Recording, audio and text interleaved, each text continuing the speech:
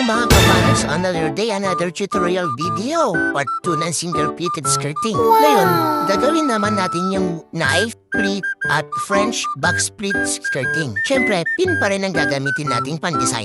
Una, kunin natin yung kulay green na tela sa may hiwa. Sa may pleats pala. Tapos, idugtong lang natin sa kabilang hiwa hanggang sa taas na gusto mo. Ako, isang dangkal lang pababa sa may mesa. Ulit-ulit lang hanggang magmukha siyang kutsilyo o knife pleats.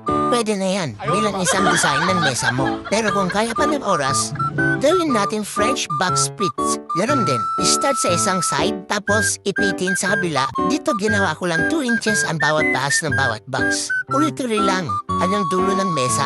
Itong design tinuro lang din sa akin. Salamat, JP, sa dagdag idea. Tandaan, di ako magaling, may alam lang. At di rin ako sikat, kalbo lang. Pero gwapogi sa likod ng buffet. At ayun, ready na para lagyan ng cake at souvenirs ang mesa mo. Ang plates, kahit paulit-ulit, gumaganda rin sa dulo. Parang relasyon. Minsan nakakapagod, pero kung may tiyaga, nagiging maayos din ang lahat.